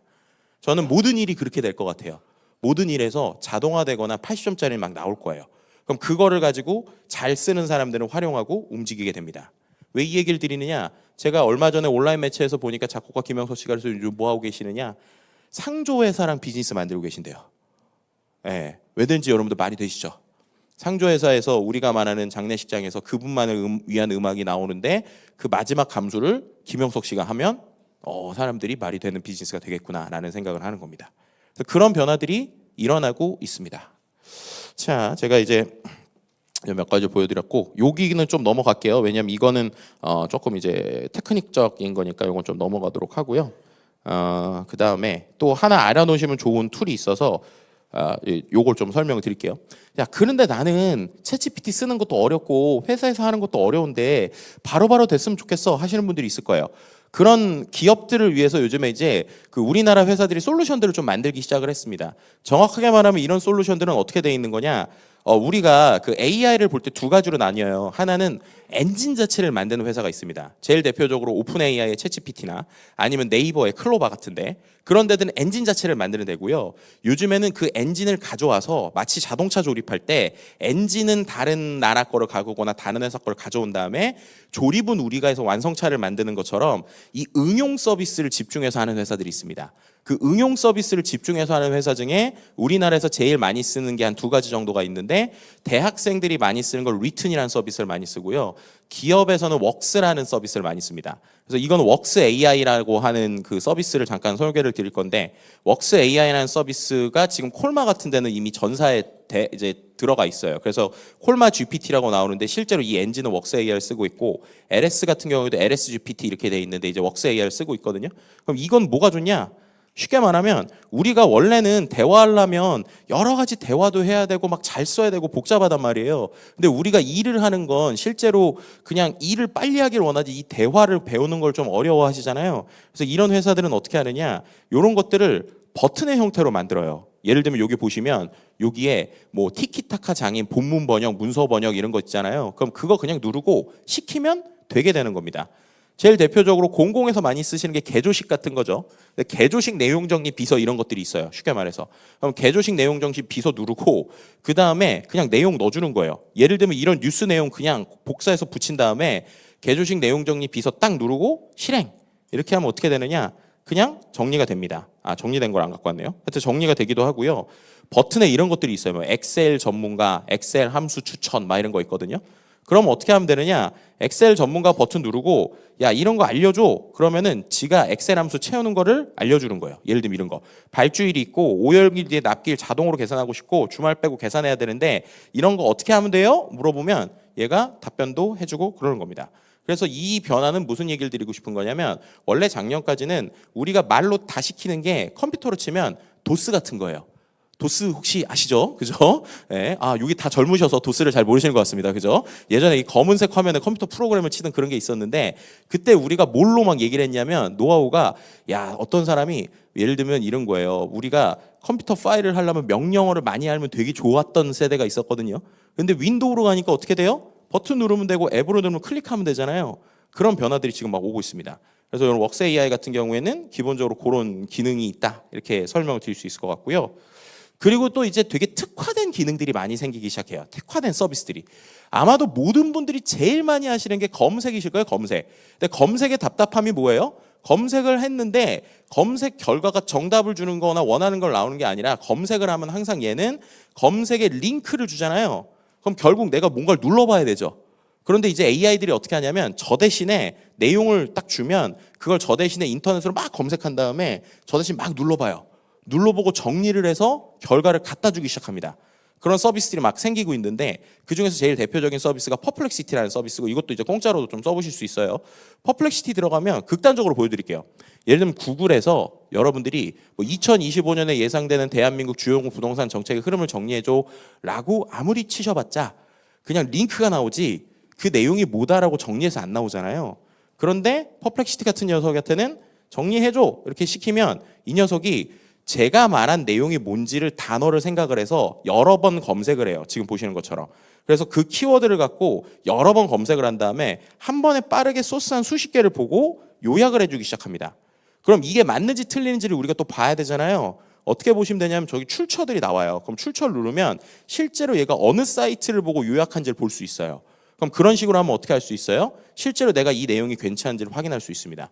그리고 또 어떻게 됐느냐? 얘가 내용을 검색했는데 너무 이게 블로그 같은 출처로만 많이 했어요. 그럼 밑에다가 뭐라고 쓰면 되냐면 야, 이 내용을 해외에 있는 리서치 데이터를 중심으로 다시 검색해서 요약해줘 라고 하면 또 합니다. 그래서 그런 형태들로 이 퍼플렉시티라는 녀석을 쓸 수 있어요. 그러면 좀 극단적이지만 이런 것들도 돼요. 분산에너지 활성화 정책에 대해서 조사를 하고 사업 모델도 정리하고 인사이트를 포함해라 이런 식으로 퍼플렉시티한테 시키면 보시는 것처럼 짧은 시간에 29개 정도의 출처를 보고 생각도 하고 그래서 내용들을 이제 이런 식으로 분산에너지 정책 동향을 이렇게 정리를 해주기 시작합니다. 물론 사람이 확인은 해야 돼요. 확인은 해야 되지만 원래 이런 작업을 할 때 최소 몇 시간이 걸렸던 게 정말 몇 분 안에 기본적으로 정리를 해줍니다. 그리고 또 어떻게 되느냐? 이게 나와요. 후속 질문이 나옵니다. AI의 좋은 점 중에 하나는 AI 검색의 좋은 점 중에 하나는 맥락을 기반으로 검색을 했기 때문에 너가 이런 것도 궁금해할 것 같아 라고 하는 내용들을 이어서 줘요. 그럼 또 어떻게 하면 돼요? 이 중에서 눌러보는 겁니다. 눌러보고 또 후속 질문을 또 보는 거죠. 계속. 예, 이런 식으로 쓸 수 있다는 겁니다. 그래서 우리가 말하는 단순 리서치의 영역은 정말로 AI가 많이 도움을 주고 있어요. 그럼 이제 우리가 뭘 잘해야 되냐? 똑같은 얘기인데 얘한테 뭘 질문해야지 잘 나올까? 얘한테 어떤 내용을 잘 인사이트 있게 뽑아달라고 얘기해야 될까? 사장님들이 하시는 질문을 이제 AI랑 하면 됩니다. 사장님들의 고민을 그냥 AI한테 시키는 거죠. 그래서 여기서 되게 중요한 건 이제 모든 직원 한 사람 한 사람이 정말로 사장의 마인드를 갖지 않으면 살아남기 힘들어질 거예요. 뭐냐? 개인이 입사할 때부터 그냥 나는 한 10명의 팀원이 있다라고 생각하고 일을 하지 않으면 그 사람들은 AI한테 뒤처질 확률이 높습니다. 왜냐? 이 AI들이 팀원의 역할을 해줘요. 그럼 팀원의 역할을 해주면 본인은 개인임에도 팀장의 역할을 할 수 있는 사람이면 정말로 능력을 발휘할 수 있고 반대로 팀장급은 그 팀들을 다 관리하는 사장의 마인드를 갖고 있어야 됩니다. 사장님들은 이제 진짜 회장님들의 마인드가 있으시면 되겠죠. 그래서 그런 변화들이 우리에게 오고 있다라는 겁니다. 또 한 가지 보여드릴게요. 앞서서도 제가 봤더니 그 저희 오늘 그 투자 유치 설명회 하실 때 그 옆에 계시는 실무진께서 저 노트북 LM으로 요약하니까 잘 되더라고요. 그래서 되게 놀랐거든요. 왜냐면 그분이 봤더니 저한테 명함을 주시면서 아, 제 유튜브 잘 보고 있습니다. 구독자에 이러시더라고요. 그래서 아, 내 거에서 보셨구나 이렇게 제 생각을 했는데 이 서비스를 알아두시면 좋습니다. 이 서비스는 구글에서 나온 노트북 LM이라는 서비스고요. 왜 좋냐면 얘는 제가 준 내용에서만 대답을 해요. 이게 되게 큰 겁니다. 그러니까 예를 들면 아까 보여드린 건 인터넷에서 가져오든지 챗GPT는 내용을 섞어서 주든지 하잖아요. 이 녀석은 제가 준 내용 안에서만 분석을 합니다. 그럼 제가 준 내용 안에서만 분석을 한다는 게 무슨 말이냐? 여러분들이 나만의 챗봇, 우리 회사 규정, 이런 규정집 이런 것들 넣고 나서 얘한테 질문을 하는 서비스를 만들면 되게 심플하게 사람들에게 우리 회사 챗봇이에요 라고 얘기를 할 수도 있다는 거예요. 그리고 이 녀석이 단순히 그냥 대화만 되는 게 아니라 여러 기능들이 있습니다. 이것도 직접 보여드려야 좋으니까 자, 노트북 LM이라는 서비스는 나중에 한번 자세히 보시면 되고, 자, 여기에 파일을 올릴 수가 있어요. 근데 제가 뭘 하면 좋을까 하다가 복잡한 거 한번 해보자 싶어가지고 좀 찾아보니까 15라는 게 있더라고요. 15. 여러분들 중에 실제 뭐 건설을 하시거나 관련된 뭐 사업을 하시면 이거 많이 보실 거예요. 자, 여기 보면 실제로 매일매일 이런 15가 나오는데 여기에 그날의 그 시에 나오는 여러 공고문이나 정책들이 나오는데 복잡하죠. 예를 들면 이것도 하루에 몇백 페이지 나오거든요. 매일 나오는 몇백 페이지 보기 어렵잖아요. 어떻게 하시면 되느냐? 이 15들을 그냥 여기다 넣어주는 거예요. 근데 여기서 이제 한 가지 참고 드릴 거는 이제 우리나라에서만 한글이라는 이제 규격을 쓰죠. 그러다 보니까 이런 글로벌 서비스들은 한글 파일은 바로 안 들어갑니다. 그래서 PDF로 좀 바꿔주긴 해야 돼요. 근데 바꿔주고 넣어요. 여기다가 예를 들면 제가 15를 저기 있는 대로 7개 정도의 그냥 7인치 15를 저기다 넣어요. 그러면 이게 700페이지 넘을 거잖아요. 넣고 그냥 뭐 누를 것도 없습니다. 업로드를 하면 얘가 바로 UI가 이렇게 나와요. 이렇게 나옵니다. 그럼 뭐예요? 왼쪽에 제가 넣은 소스들이 나오고 오른쪽에 그게 요약집이 나오고 그다음에 저 가운데에 나오고 오른쪽에 노트 막 이런 게 있죠. 저기 보시면 되게 재밌는 버튼들이 많이 있어요. 그 중에서 마인드맵이라고 하는 버튼이 있거든요. 마인드맵을 딱 누르면 어떻게 될까요? 여러분들이 어떤 내용을 넣든지 간에 그거를 구조화해서 이렇게 마인드맵을 만들어줘요. 그럼 어떻게 하면 되느냐? 한번 보는 거예요. 몇백 페이지짜리가 저렇게 이렇게 돼 있구나. 요런 내용이 있구나. 자, 그럼 저런 내용 중에 이제 궁금한 걸 보는 거죠. 이거 봤더니 저기에 그래. 자, 착한 업소 가격 지정 설치. 저거 뭐지? 눌러봤더니 또 내용이 나와요. 저 내용 뭐야? 눌러보면 어떻게 되느냐? 얘가 이 내용이 뭔지에 대해서 실제 원출처에서 찾아서 요약을 저렇게 해주는 거예요. 그죠? 그럼 저 내용은 어디 있는 거예요? 저 15에 들어가 있는 거죠. 그럼 이렇게 해서 저 복잡한 것 중에 내가 내용을 구조해서 볼 수도 있고요. 그뿐만 아니라 여기 보면 학습 가이드 브리핑 문서 막 저런 것들 있잖아요. 저거 누르면 어떻게 될까요? 저거 누르면 이런 거 되는 거예요. 사람들이 궁금해할 만한 FAQ나 답변을 뽑아줘. 이렇게 하면 어떻게 돼요? 이 내용을 기반으로 학습할 수 있는 문답을 주거나 중요 용어를 뽑아주거나 이런 게 그냥 바로바로 됩니다. 그럼 이것도 어떻게 하실 수 있는 거예요? 내가 우리 회사에 대한 규정을 교육을 시켜야 돼요. 교육시킬 때 규정 넣고 문서 뽑아줘. 규정 넣고 마인드맵 만들어줘. 이런 식으로 하면 됩니다. 그냥 우리가 눌러서 하면 되는 세상이 온 거죠. 자, 그 다음에 이 노트북 LM에 진짜 인상적인 기능이 하나 있는데 심층 분석 대화라는 기능이 있습니다. 자, 이게 어디 있었냐면요. 자세히 보시면 자, 여기에 AI 음성 기호 있고 이제 우측에 보면 생성이라는 버튼이거든요. 저 생성이라는 버튼을 누르면 이제 말이 안 되는 일이 발생하기 시작하는데 어떻게 되느냐? 이 내용을 여러분들이 뭘 넣든 간에 그 내용을 기반으로 라디오처럼 8분짜리 두 명이서 대화하는 팟캐스트를 만들어줍니다. 그러면 어떻게 할 수 있을까요? 예를 들면 여러분들이 영어 논문 읽기 어렵잖아요. 논문 하나 넣고 라디오처럼 만들어달라고 그러면 그 논문으로 한국 사람 두 명이서 한국어로 논문 대화하듯이 만들어줘요. 그럼 이제 여러분들 그거 듣고 다니시면 돼요. 그리고 그거는 또 기본적으로 이 내용의 맥락에 맞는 약간의 좀 설명까지도 붙여서 넣어주거든요. 이것도 보셔야 되니까. 아까 제가 15를 넣었잖아요. 15는 엄청 딱딱한 내용이잖아요. 그 내용 넣고 돌리면 AI끼리 이렇게 대화하는 게 나옵니다. 한번 들려드릴게요. 안녕하세요. 오늘 저희가 함께볼 자료는 청취자 당신께서 보내주신 인천광역시공 몇 편입니다. 4월 초 것들이죠. 네, 4월 2일, 7일, 11자 15입니다. 제 2338호, 2339호, 2341호. 네, 언뜻 보면 이게 그냥 공고문 같잖아요. 빼곡하고. 그렇죠. 딱딱해 보이죠. 근데 이 안에서 당신의 생활이나 또 인천의 변화와 관련된 아주 중요한 정보들을 저희가 한번 찾아보려고 합니다. 네, 맞습니다. 이게 단순 공지 모음이 아니라 도시 계획이 어떻게 바뀌는지, 또 새로운 규정은 뭐가 생기는지, 시민 지원은 구체적으로 어떻게 되는지 이런 변화를 담은 기록이거든요. 핵심 내용들 한번 짚어보시죠. 좋습니다. 그럼 먼저 도시개발 부동산 관련 내용부터 볼까요? 제 2339호를 보니까 특히 그 송도 바이오 단지나 국제업무지구 이쪽 지구 단위 계획 내용이 엄청 상세하더라고요. 네, 맞아요. 지구 단위 계획이라는 게 특정 구역을 어떻게 개발할지 아주 구체적으로 정하는 거거든요. 일종의 마스터 플랜이죠. 여기까지만 들어보도록 할게요. 어떠세요? AI예요, 이게. AI끼리 막 이러면서 막 다 합니다. 그죠? 더 놀라운 건 15 내용엔 앞에 있는 15에 대한 설명이 없겠죠. 당연히 15 본문만 있는데. 이거 어떻게 돼요? 15가 뭔지, 어떤 의미인지. 지가 마치 라디오 오프닝처럼 만들죠. 그리고 또 어떻게 돼요? 보시면은 2339에 뭐가 있어요? 막 이런 얘기도 하죠. 그러면서 뭐 건폐율이 뭐고 마스터 플랜이다. 저런 표현은 당연히 15에 없겠죠. 딱딱한 거니까. 그렇게 하는 겁니다. 그럼 이제 이게 또 어떻게 바꿀까요? 여러분들 아까 말한 대로 복잡한 내용들 넣고 이것도 실은 앱도 있거든요. 그럼 어떻게 하시면 되느냐? 근데 이게 만드는 건 PC에서 하셔야 돼요. 노트북에서 만들고 그냥 블루투스 연결해가지고 자동차 앱에서 듣고 다니면 돼요. 그래서 진짜 많은 것들이 변하고 있습니다. 우리가 공부하는 것들, 학습하는 것들 어떻게 하느냐에 따라서 정말 우리가 할 수 있는 것들이 많아지고 있는 세상입니다. 그 다음에 또 요즘 재밌는 일이 생기고 있는데 AI를 사용하는 것들이 3년이 지나가니까 사람들이 회사에서만 쓰는 게 아니라 개인적으로 쓰는 걸 더 좋아하기 시작을 했어요. 자, 이게 이제 실제 올해 우리가 알고 있는 하버드 비즈니스 리뷰에서 나온 이제 자료인데요. 작년까지는 이런 AI들을 사람들이 아이디어를 제너레이팅 할 때 제일 많이 썼다는 거예요. 근데 이제 아이디어를 발굴하는 건 6위까지 떨어지고 보시면 1등이 뭐가 됐느냐? 테라피 컴패니언십 됐습니다. 테라피 컴패니언십이 쉽게 말하면 동반자처럼 아까처럼 그냥 심심할 때 대화도 하고 이런 것뿐만 아니라 약간 나의 정신적 치료나 심적인 치료까지 돕는 거예요. 심지어 이제 우리나라는 그래도 의료가 잘 돼 있으니까 의술을 많이 이제 우리가 되게 받기가 쉽잖아요. 근데 생각해 보시면 개발도상국에서는 실제 의료를 받는 게 어려울 수도 있잖아요.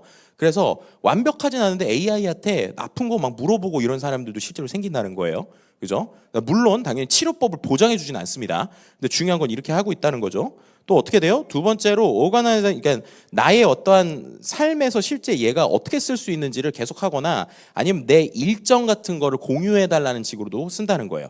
그럼 이것도 어떻게 쓰는지 궁금하시잖아요. 되게 재밌는 일이 있었던 게 실제로 미국에서 이런 사람이 있었습니다. 챗GPT 덕분에 생명을 살린 사람이라는 거예요. 근데 이게 무슨 말이냐? 이 사람이 너무 바쁜 사람이고 이 사람도 뭐 투자자인데 너무 바쁜데 병원 갈 틈이 없다는 거예요.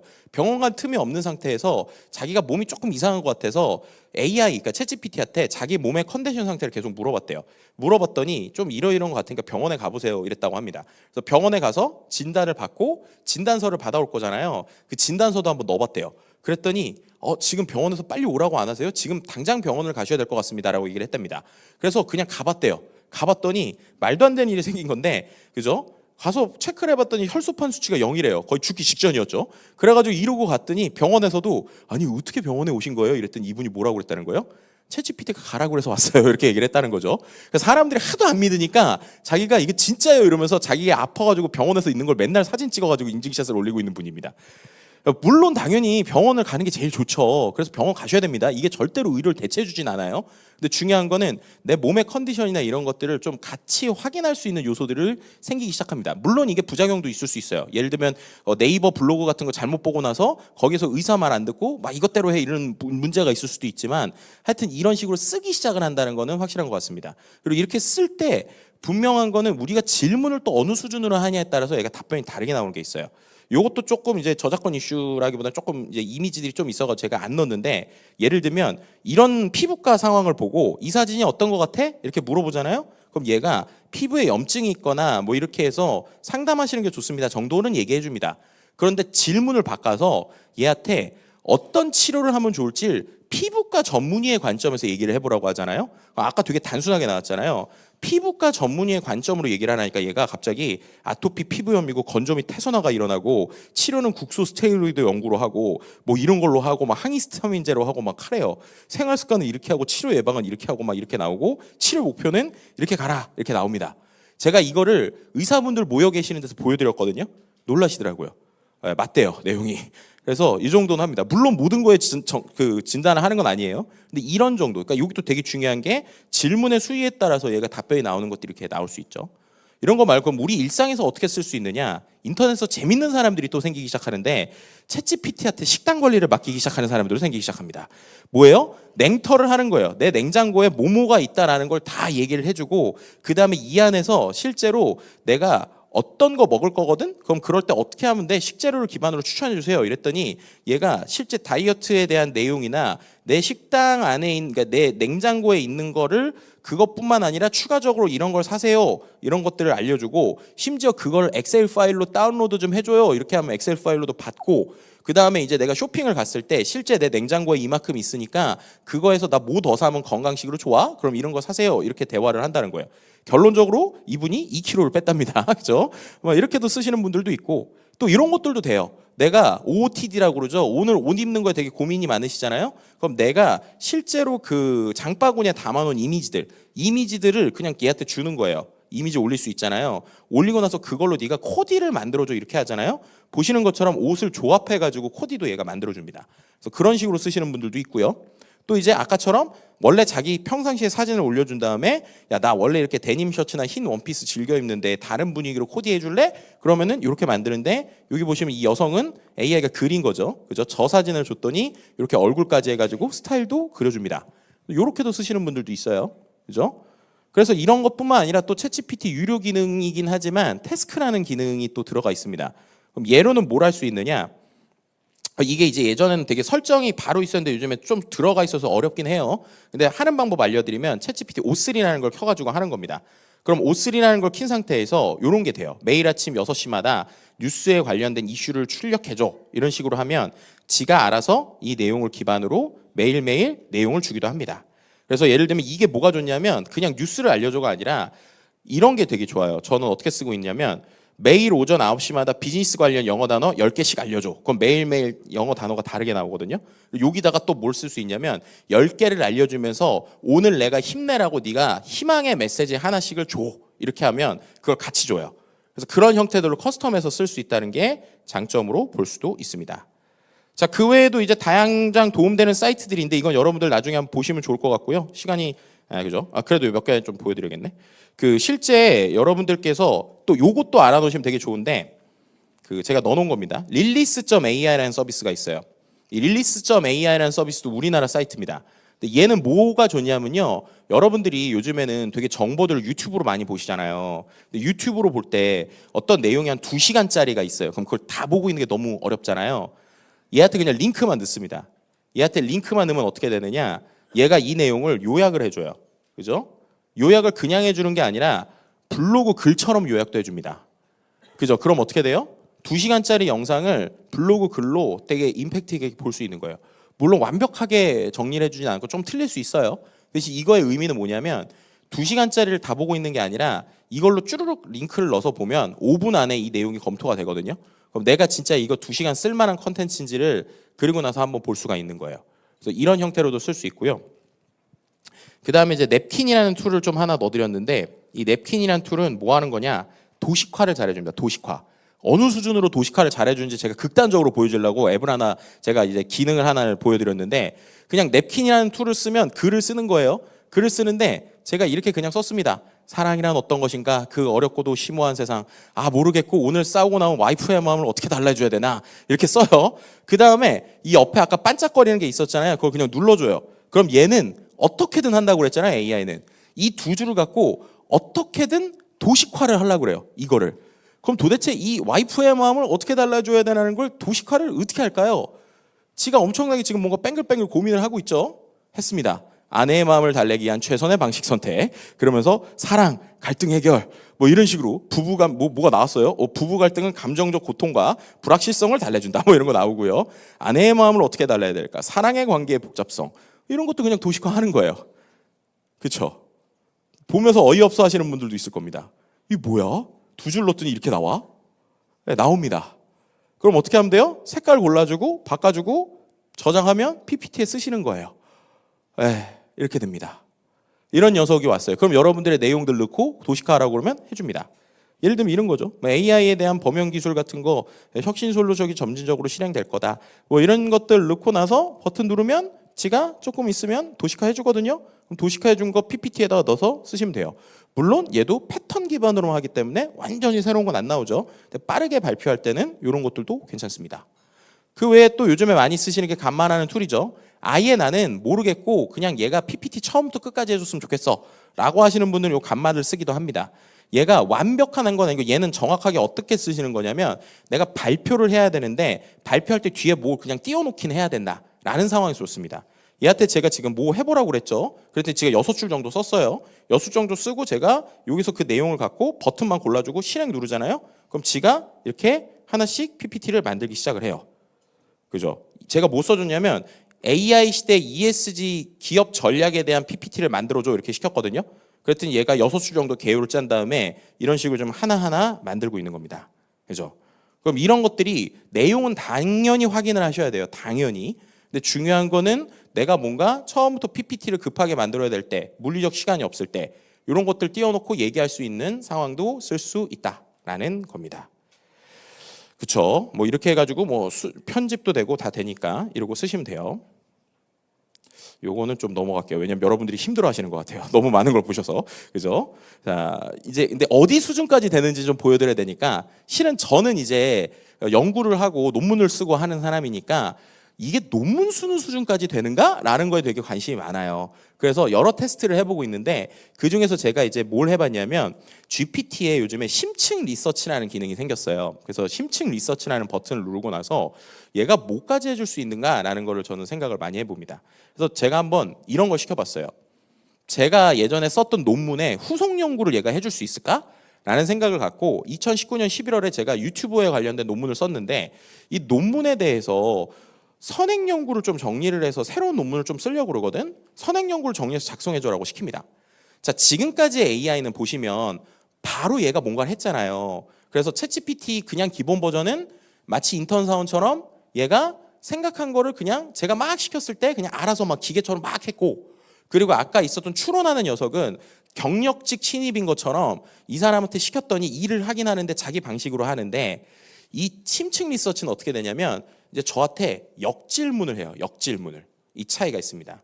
제가 이렇게 시켰잖아요. 그랬더니 바로 자료를 찾는 게 아니라 저한테 역으로 이런 질문을 해요. 이게 저한테 한 질문입니다. 뭐라고 그랬느냐? 이거 제가 선행 연구 정리를 해드릴 수 있는데 어떤 관점으로 정리해드릴지 알려주시면 더 좋아요. 라면서 뭐랍니까?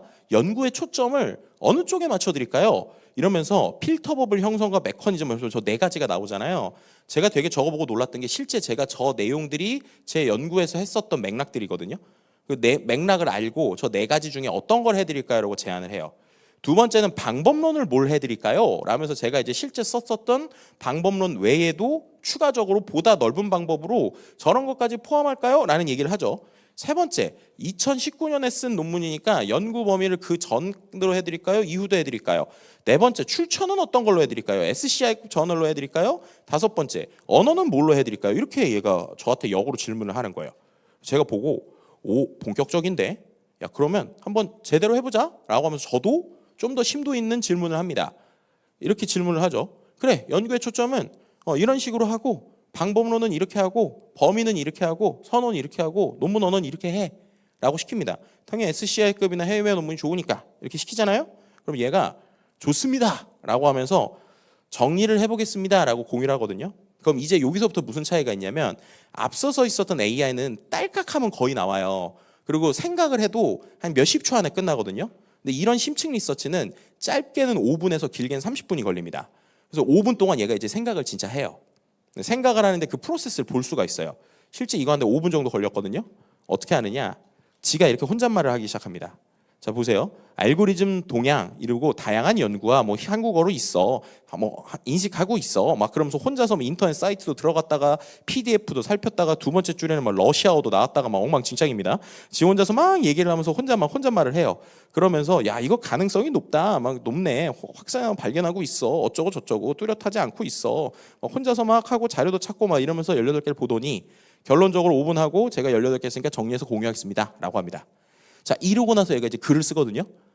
제가 첫 페이지만 잠깐 보여드릴 테니까 한 몇 줄만 한번 읽어보세요. 이거를 보시고 이게 사람이 쓴 건지 AI가 쓴 건지 여러분들이 구분이 되시는지 한번 보시기 바랍니다. 얘가 이제 이렇게 써줘요. 그죠? 자, 물 한 잔을 마시고 제가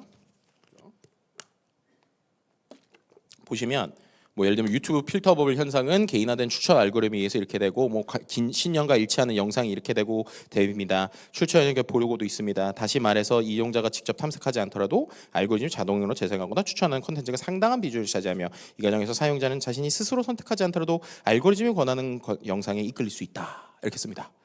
자, 이거 AI가 썼다라고 나는 정확하게 잡을 수 있다 하시는 분 쉽지 않죠, 그죠? 지금 이렇게 씁니다. 근데 이렇게 양을 얼마나 쓰느냐? 자, 보세요. 한 페이지, 두 페이지, 세 페이지, 네 페이지, 다섯 페이지, 여섯 페이지, 일곱 페이지까지 씁니다. 이렇게 했더니 워드에 붙여봤거든요. 15페이지에서 18페이지 나옵니다. 그럼 이제 연구자로서 무슨 생각이 들까요? 양심이 이제 흔들리기 시작을 하죠. 야, 내가 이거를 그대로 학술지에 내면 알아먹을까, 볼까 고민을 하기 시작합니다. 그런 거예요. 여기까지 왔습니다. 그런데 전문가 입장에서 한 번 더 뜯어보잖아요. 차이를 발견합니다. 왜냐하면 얘가 되게 그럴듯하게 썼는데 자세히 살펴보고 출처를 보면 얘는 단 하나도 SCI급 저널을 가져오지 못했어요. 그냥 일반 오픈되어 있는 논문만 가져왔습니다. 왜냐? 데이터베이스에 접속이 안 돼요. 왜냐하면 그런 것들은 유료 DB거든요. 근데 챗GPT가 유료 DB에 연결이 안 됩니다. 뭐냐? 이런 AI가 유료 DB까지 있으면 더 파워가 있겠죠. 반대로 이거를 검증할 수 있으려면 그만큼 더 전문성이 있어야 돼요. AI가 우리에게 가져오는 변화들은 그런 겁니다. 정말 그럴듯하고 괜찮은 것들, 검증 안 된 것들이 막 쏟아져요. 여러분들이 요즘에 안타까운 얘기지만 서점에 책을 사실 때 저는 꼭 가서 사시기를 추천을 드립니다. 인터넷으로 보고 사시면 이상하다라고 하신 책들이 꽤 많거든요. AI로 쓴 책이 꽤 많아요, 요즘에 실제로 우리나라에. 그리고 여러분들이 실제로 인터넷 검색을 했을 때 반드시 출처를 잘 보셔야 되는 게 되게 웃긴 일이 생기는 게 아까 그런 퍼플렉시티 같은 거에다가 검색을 시켜서 얘가 정리를 한 원 출처를 보잖아요. 원 출처의 소스가 이상해요. 왜냐? 그것도 챗GPT로 쓴 거예요. 무슨 말이냐? 챗GPT로 쓴 거를 챗GPT가 맞는 얘기라고 출처를 가져오는 세상이 됐어요. 지금 우리에게 일어나는 현실입니다. 그래서 뭐냐? 진짜 정보를 아는 게 더 중요해지고 있어요. 아이러니하게. 얘가 그럴듯한 얘기 너무 잘 써주거든요. 우리가 말하는 가짜뉴스 만드는 거 일도 아닙니다. 제가 무슨 테스트까지 해봤냐면 유튜브 영상 주고 야, 이 내용에 어울리는 댓글 100개만 만들어봐 했거든요. 댓글을 어떻게 만드는지 아세요? 시간대에 맞게 얘가 댓글을 만들어요. 무슨 말이냐? 이 내용을 파악해서 3분 30초에 무슨 얘기를 하고 있잖아요. 무슨 얘기를 하고 있는 그 맥락에 맞게 댓글을 만들기 시작을 해요. 거기까지 오고 있어요. 근데 되게 진짜 같아요. 예, 그런 변화들이 우리에게 오고 있습니다. 그래서 경영자 입장에서 우리가 생각해야 될 게 많아요. 단순히 쓰는 것뿐만 아니라 이런 것들이 우리에게 올 때 우리는 어떤 가치로 판단을 해야 될 것인가, 그리고 우리의 전문성을 어떻게 갈 것인가 라는 것들이 고민이 됩니다. 어디까지 되는지 좀 짧게 하나 보여드리면 요거는 좀 보여드리면 좋을 것 같아서 뭐냐면 언어의 장벽을 깨기 시작을 하고 있거든요. 그리고 영상이 되게 놀라운 변화가 되기 시작하는데 이것도 여러분들 해보실 수 있어요. 헤이젠이라는 서비스고요. 헤이젠이라는 서비스한테 그냥 스마트폰으로 여러분들이 한 2, 3분 정도 그냥 촬영을 해요. 예를 들면 이렇게 찍는 거예요. 안녕하세요. 반갑습니다. 김덕진입니다. 지금부터 AI로 한국어로 이야기하는 것을 자동으로 바꿔주는 툴을 한번 테스트 해보려고 하는데요. 툴의 테스트를 위해서 지금부터 제가 2분 동안 이런 얘기 좀 계속 해보도록 하겠습니다. 자, 저런 식으로 영상을 찍은 다음에 헤이젠이라는 서비스한테 올려요. 그리고 당연히 이제 제가 저라는 인증 절차는 좀 한번 해야 됩니다. 카메라 보고. 인증 절차를 하고 나서 한 10분, 15분 안에 제 AI 아바타가 완성이 되거든요. AI 아바타가 완성되고 나면 여러분들이 하실 일은 글자를 쓰는 거예요. 글자를 쓰면 얘가 그걸 그대로 읽어주는데 중요한 건 언어를 안 가립니다. 그리고 그것도 뚝딱 한번 만들어줘요.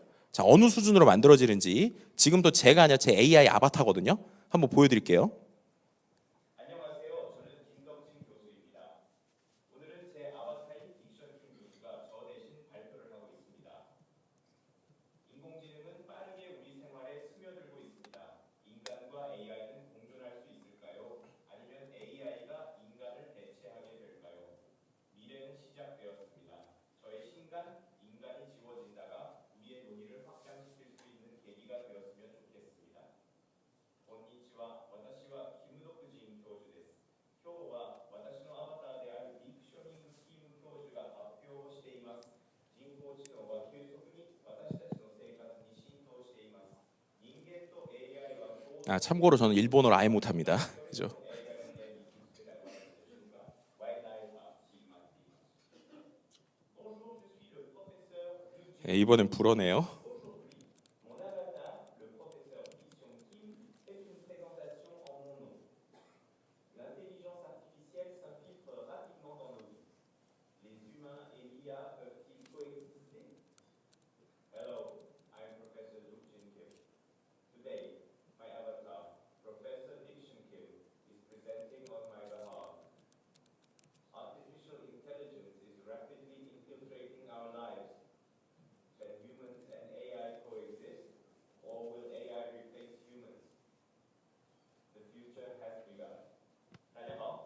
네, 마지막 중국어입니다. 今天我的华生 Diction Tim 教授将代表我发表演讲。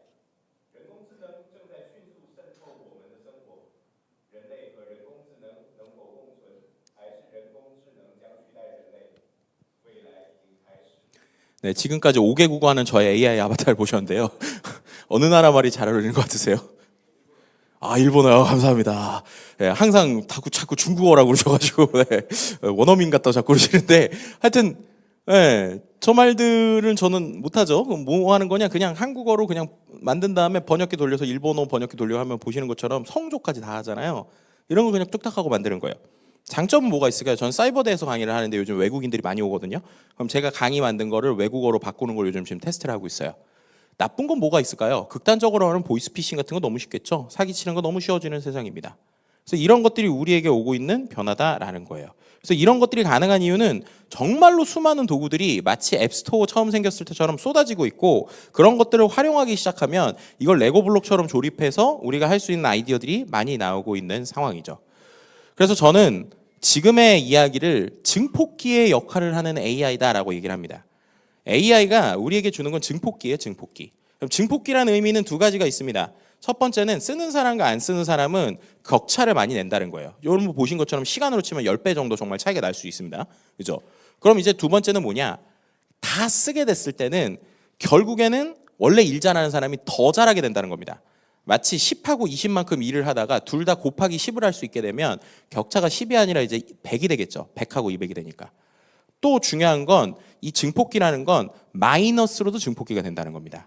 예를 들면 아까처럼 나쁘게 쓰기 시작하고 마음을 먹었다. 그럼 정말 예전보다 쉽게 나쁘게 쓸 수 있는 게 많아지고 있고요. 반대로 잘못 썼다라는 것들도 똑같이 영향을 미칩니다. 아까처럼 AI가 뭔가를 서류를 만들었는데 검토 안 하고 이거 정말 잘 만드네 라고 내면 회사에 피해를 줄 수 있는 건데 회사의 피해가 예전에 마이너스 3만큼이었으면 마이너스 30만큼 이제 피해를 줄 수 있다는 거죠. 그렇기 때문에 우리가 이 증폭기를 어떤 식으로 활용할지에 대해서 고민을 하고 움직여야 되는 게 상황입니다. 이건 좀 넘어가도록 할게요. 왜 이런 얘기를 드리느냐 이제 결론인데요. 생각보다 AI가 많은 사람에게 다 좋을 줄 알았는데 시간이 지나서 보니까 오히려 나쁜 점도 있다는 겁니다. 제일 큰 게 뭐냐면 이게 마이크로소프트에서 했던 연구인데요. AI를 어떤 사람이 잘 쓰고 어떤 사람이 많이 쓰는지를 연구했었던 연구예요. 근데 어떤 사람이 잘 쓰느냐라는 걸 봤더니 자기 일에 자신감이 넘치고 능력이 뿜뿜이라 AI 따위보다 내가 일을 잘해라는 사람들이 오히려 AI를 잘 쓴다는 거예요. 왜냐? 이 사람들은 AI한테 결과물을 내면 그거를 그냥 안 믿어요. 얘는 틀려라고 생각을 합니다. 그래서 어떻게 하냐? 검토를 해요. 그러면서 이상한 걸 발견해요. 그래서 그다음에 야 이거 틀렸잖아. 이거 맞아? 이렇게 했던 사람들은 생산성이 좋아진다는 겁니다. 실제 좋은 결과를 내고. 그런데 많이 쓰는 사람은 어떤 사람이냐? 바쁜 사람이 많이 쓴다는 겁니다. 왜냐하면 내가 이걸 써보니까 뭐 너무 편해요. 너무 좋아. 그렇게 해서 계속 쓴다는 겁니다. 근데 그러다 보니까 어떻게 되느냐? 자연스럽게 얘한테 의지하는 의지 수준이 높아진다는 거예요. 그럼 어떻게 되겠어요? 얘를 더 신뢰하니까 비판하는 시선이 떨어지기 시작해요.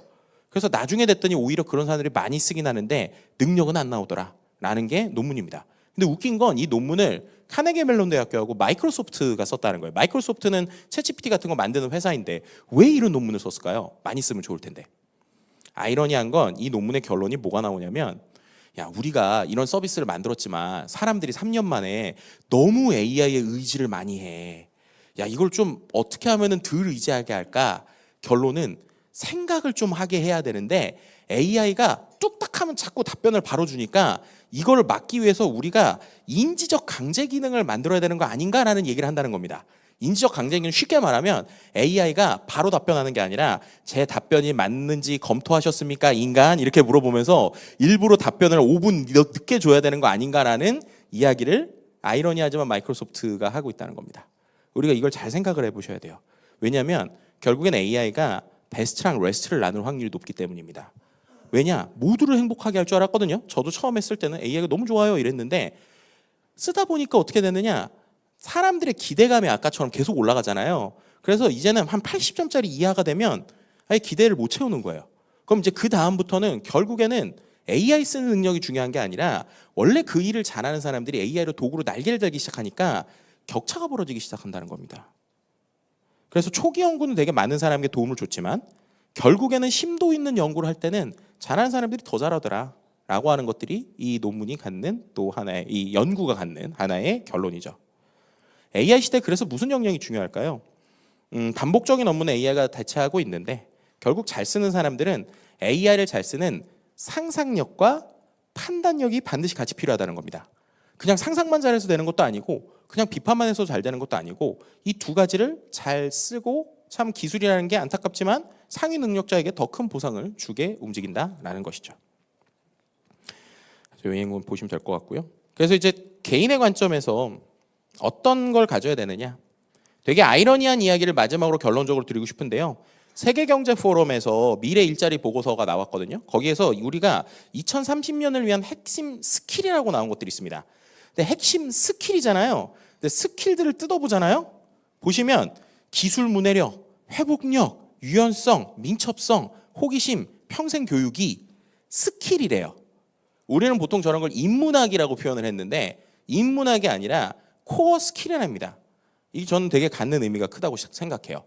회복 탄력성이 우리가 가져야 될 코어 스킬입니다. 왜 그런지 아세요?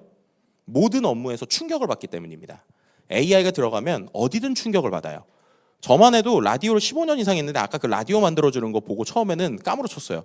야, 이렇게 되면 내가 할 일이 없겠는데? 라고 생각을 합니다. 그럼 저는 그 다음에 어떻게 하냐면 무조건 자요. 자고 일어나서 약간 생각을 맑게 합니다. 그리고 다시 봐요. 다시 봤더니 얘가 잘하는 게 있고 못하는 게 있구나가 보입니다. 그럼 어떻게 되느냐? 가능성, 한계점, 장점, 단점을 막 곱씹어봐요. 그리고 비즈니스 모델을 고민합니다. 내 일에서 적용할 수 있는 부분을 생각합니다. 그리고 이거를 테스트해보면서 좋은 결과가 나오면 공유를 합니다. 마치 이런 자리처럼. 그러면 그 공유한 게 우리가 보통 이건 나만의 것이야. 절대 안 그래요. 사람들은 생각이 거의 비슷하기 때문에 좀 지나면 어차피 다 잘하거든요. 그럼 공유하고 나만의 것으로 만드는 게 중요합니다. 그래서 제일 제가 잘하는 건 이 모든 것들을 연속적으로 진행하면서 나만의 언어로 새로운 현상을 정리하고 소화시키는 것을 잘하는 것 같습니다. 우리에게 이런 변화들이 계속 일어나고 있죠.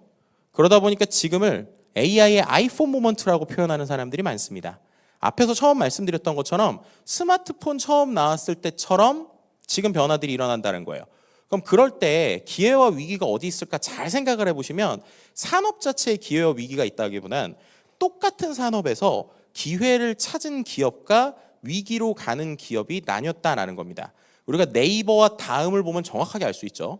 다음은 결국에는 모바일 시대에 준비를 못하고 카카오에게 회사가 인수되는 현상을 보여줬지만 네이버는 그 시절에서 변화를 꾀해서 결국에는 그 안에서 지금의 AI 회사로 거듭나는 것을 볼 수 있습니다. 여러분들이 실제로 AI 도구 그냥 막 그렇구나라고 아마 추상적으로 아셨을 텐데 오늘 좀 구체적으로 보셨으면 좋겠고요. 결국에는 우리 리더들이 할 수 있는 건 이걸 다 해볼 수는 없으니 챗GPT라도 잘 써보면서 야 이런 변화들이 오면 우리가 이걸 어떻게 받아들일까라는 걸 생각하시고 또 그런 것들을 기업에서 많이 전파를 해주시면 좋을 것 같습니다. 제가 이제 뉴스레터 운영 하나 하는 게 있어서 오픈 채팅방 하나 소개해드리고요. 그 외에도 저는 이제 책이나 여러 가지를 통해서 여러분들 계속 만나 뵙도록 하겠습니다. 오늘 긴 시간이었는데 경청해 주셔서 감사드리고요. 이걸로 강의를 마치도록 하겠습니다. 감사합니다. 네, 이른 아침부터 열정적으로 강연해 주신 김덕진 소장님께 다시 한번 큰 박수 부탁드립니다. 네, 지금까지 함께해 주셔서 감사합니다. 여러분 기업 경영에 많은